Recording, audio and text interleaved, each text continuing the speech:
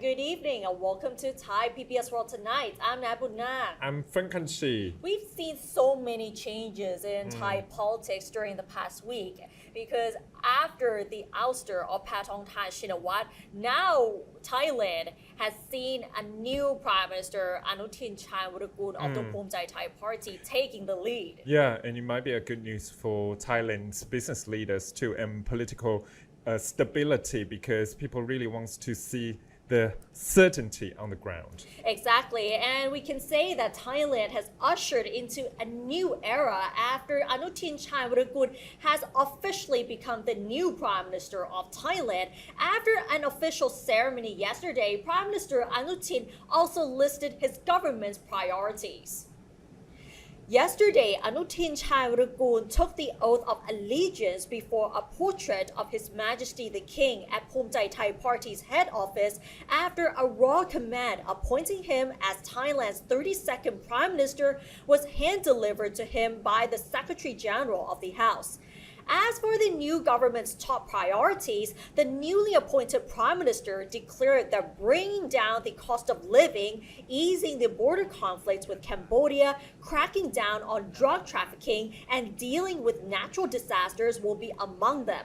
Anutin confirmed that he will honor the commitments made to the People's Party, namely that his government will initiate the process leading to the writing of a new constitution and dissolve the House within 4 months of delivering its policy statement to Parliament. And if we remember last Friday, Anutin received a total of 311 votes from MPs and became Thailand's next Prime Minister on Friday with full but conditional support from the People's Party. Anutin also said that he is close to finalizing his new cabinet lineup, which is expected to be unveiled this week. Yeah, but Anutin, I think this time, Ned, he has to deal with so many issues on the picture right now and on the deck because the economic issue right now are pretty important for Thailand too. So Anutin said one of his government's top priority is to bring down the cost of energy and transportation in order to reduce cost of living in Thailand. It will also introduce measures to help indebted households, of course, especially farmers. On the ongoing border conflict with Cambodia, Anutin said his government will try to settle the dispute through peaceful means, quote, but that will be done on the principle that Thailand will not lose even a single square centimeter of its territory, unquote. He also said that his government will work on quick and fair compensation for people affected by the recent border skirmishes with Cambodia. Another priority, he said, is to expand the early warning system to prepare the public for natural disasters. So these are the 4 points that Anutin has mentioned during his speech as the Prime Minister of Thailand, but he also acknowledged the limitation in terms of his administration because he promised with the People's Party that he must dissolve the House within 4 months. But regardless, he pledged to devote all of his energy and resources to bringing Thailand out of the crises it has been facing. Anutin also said that he has full confidence in the individuals that will form his cabinet and that they have been chosen on the basis of their expertise, experience, and their willingness to serve the country. And now on to the speculations as to who will be joining the Anutin cabinet. Anutin has already introduced 3 outsiders who will serve in his cabinet. One of them include Sihasak Phongketgao, who is the former permanent secretary for foreign affairs, who will become the foreign minister. Another one is Anutin Nitithanprapat, who is the director general of the Treasury Department, who will become the finance minister, and Attapon Rangpiboon, who's the former president and CEO of PTT, who will become the energy minister. Anutin also revealed that the former CEO of Krung Thai Bank and chief advisor to the former finance minister Pichai Chunha Wishira, his name is Warapak Thanyawong. He will be actually the deputy finance minister. And when asked about the overall image of the Anutin cabinet, he described it as professional and harmonious, stressing that internal divisions seen in past administrations would not be repeated. So these are the speculations of the Anutin cabinet. So normally when it comes to forming a new government, it's usually based on the coalition government. So let's say one party has a few seats, the other might have other seats, but this time around it's interesting that Anutin will be actually bringing outsiders to join the cabinet, and this is quite unique as well.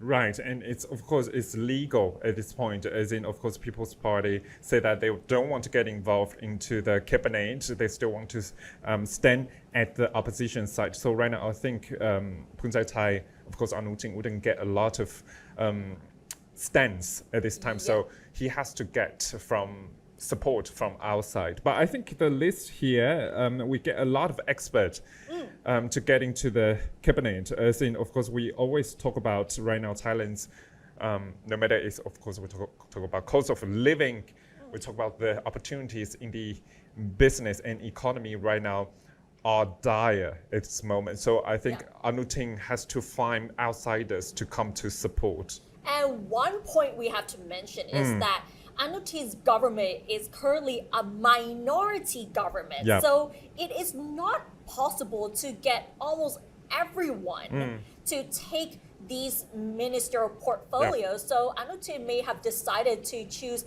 experts in respective ministers, whether it's finance or foreign affairs. And these are the 2 crucial ministries that needs a lot of attention. Yes, and of course at this time, I think Anutin only has 4 months to prove that he has the ability to become and perform as a prime minister for Thailand. 4 months to test, 4 months to promise, 4 months to show the ability. And of course, after the dissolution of the parliament, we will see another election coming up too. Or unless Anutin decides to extend his own term. So it depends then. Of course, right now, according to Anutin's promise to the People's Party, right now Anutin, of course, will dissolve the parliament in 4 months. But let's take, of course, the step to economy. Of course, Anutin right now has to face a lot of challenges in Thailand's economy and business too. No matter, of course, we talk about cost of living,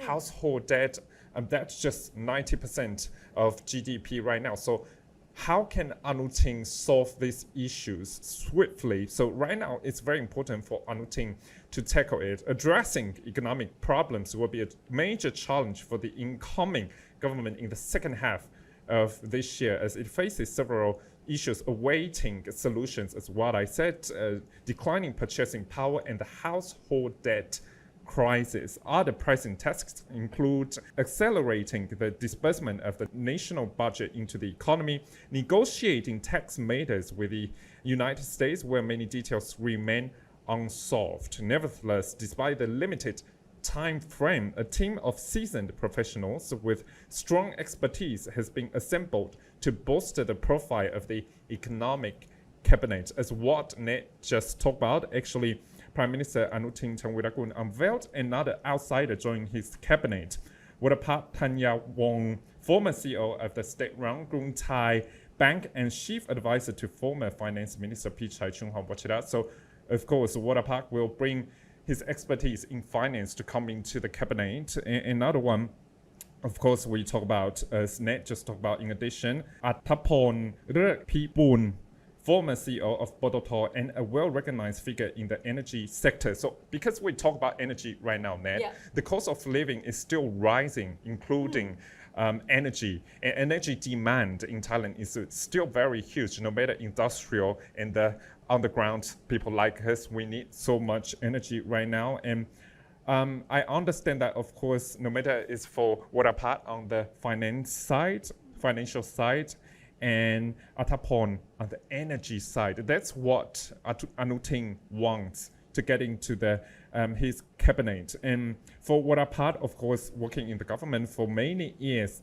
and it will be an advantage because work at the finance ministry can continue seamlessly because of Wadapat's experience in previous administration. And of course, the negotiation with US on the tax measures, because of course the tariff right now, we're still waiting for the more details. Of course, we understand that Thailand's the tariff against Thailand's product right now already declined to 19%.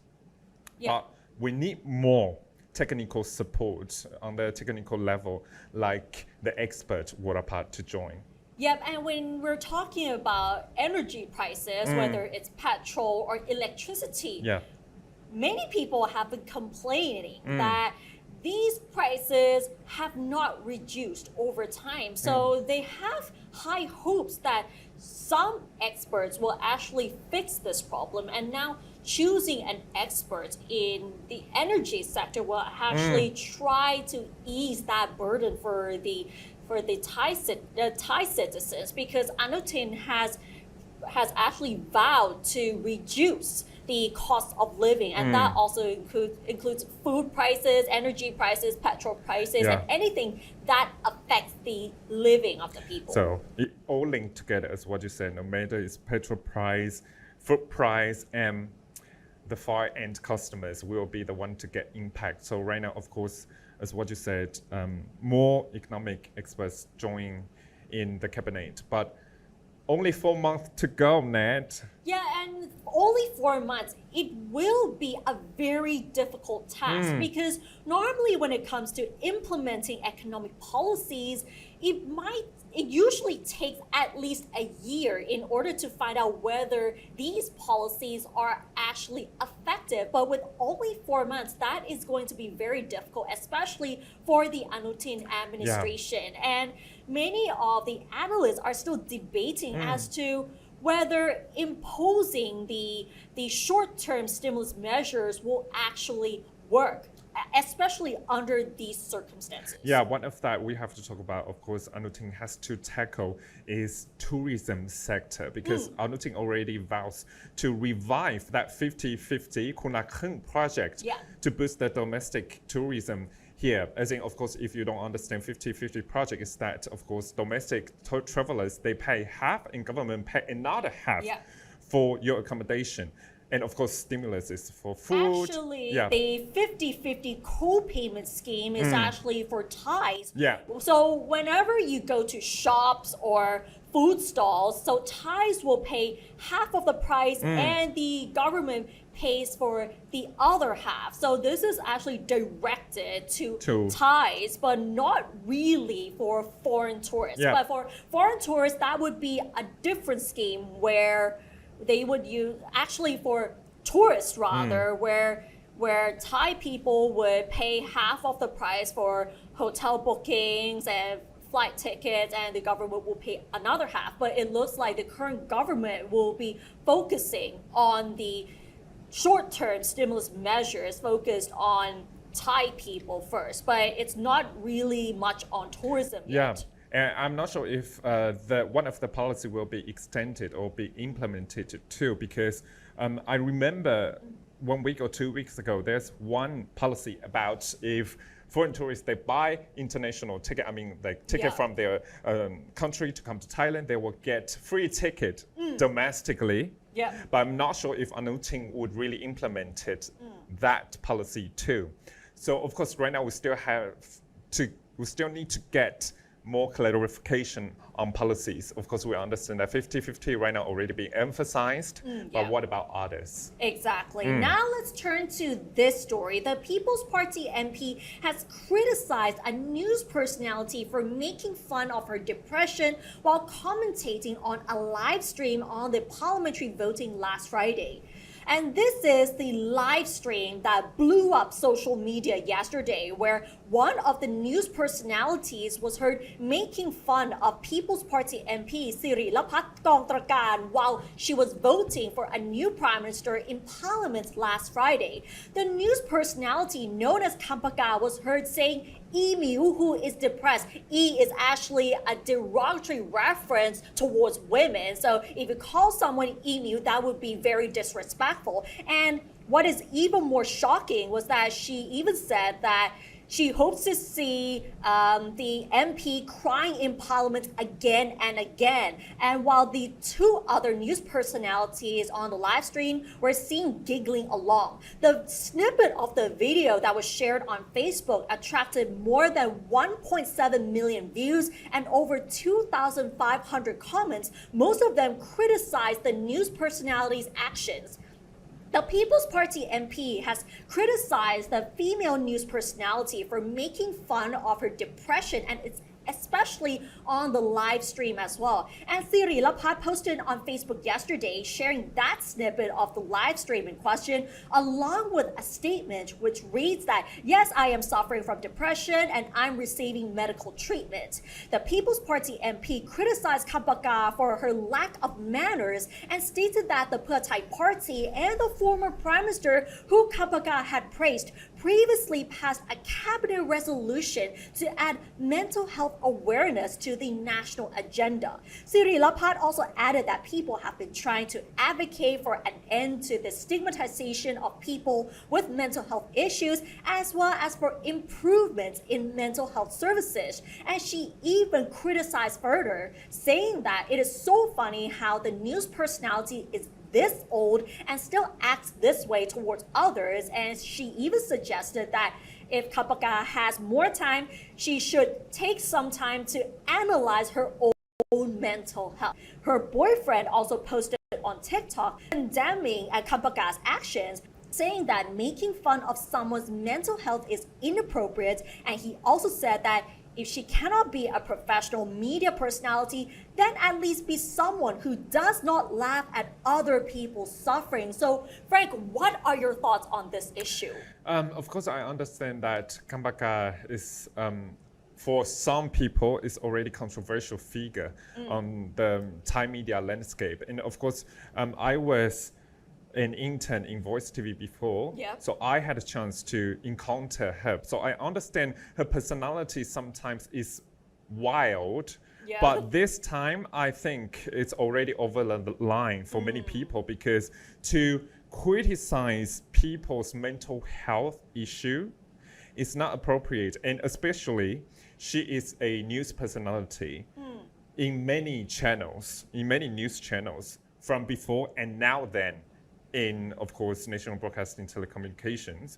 So, of course, this time it's not on that media's platform. It's their personal Facebook live page, I understand. But this one already caused a lot of criticism. Yes, and she really crossed the line. And it is very rude and disrespectful to make fun of someone's mental health. And for the past few years, there have been social movements to destigmatize those suffering mental health issues, whether it's depression, bipolar disorders, and even mental disabilities as well. Yeah. There have been many social movements trying to advocate for improvements to medical services to help those with mental health issues. And all of a sudden, we've encountered this video making fun of someone with depression. And we have to tell you, depression is not funny. And it's not just about being sad all the time. That is the biggest misperception. Yeah. Because when people say depression, or in Thai we call it โรคซึมเศร้า, people would think that, oh, it's just someone who is sad all the time. No, that is not the case. It is much more complicated than that. And you cannot just go around and say mean things about people with depression. And we need to stop making it such a taboo for people trying to seek mental health services or seeking help. And when you stigmatize these people, people would think that having a mental health issue is such a bad thing, when in fact, these people do need help, do need advice. And a lot of these people are on medication, and it's a lot of suffering for many people as well. And it's actually, to be honest, I think it's no harm to have mental health issues, but it's right way to just go to the medical consultation. But in this case, especially it's a public sphere, Yes. where a news personality, famous or infamous, I wouldn't comment on that, but her words are kind of heavy in a time that some people might get attacked. Some people might feel depressed in a way that they already have mental health issues. But I understand that in this news story, we just want people to understand that if you have any mental health issues, if you feel got mockery in a way, but please just be brave and say your words out loud. And if you really feel mental health issue, please just go to the medical consultations. Yes, There's at no least stigmatization now. At least book an appointment with Yeah. a psychiatrist Yes. and find the right medication or treatment for yourself. And don't be afraid to Yeah. speak up about mental health, because we're in this era where we need to stop treating it as if it's a taboo. You're right. And Ned, actually, we have a statistics Yeah. here. So according to Thailand's mental health department, nearly 10% were at risk of depression, and more than 5% faced the risk of self-harming. Yes, and this month is also World Suicide Prevention Month as well. So I think that is the right time to raise the awareness of mental health issues, because sadly, many people committed suicide because of the underlying mental health issues as well. So I think this is the time where we need to raise more awareness about where they can seek mental health services, seek help, or even a support system that helps them get through their struggles. Yeah, and perhaps we can put it in this week too with in-depth coverage. Exactly. Right. All right, and that's all for this edition of Thai PBS World Tonight. Join us every Monday and Tuesday at 6 p.m. on Thai PBS World's Facebook and YouTube Live. You can also follow us on social media and our website, thaipbsworld.com, for all the latest stories and analyses about Thailand. Thanks for watching, and we'll see you tomorrow. สวัสดีค่ะ สวัสดีครับ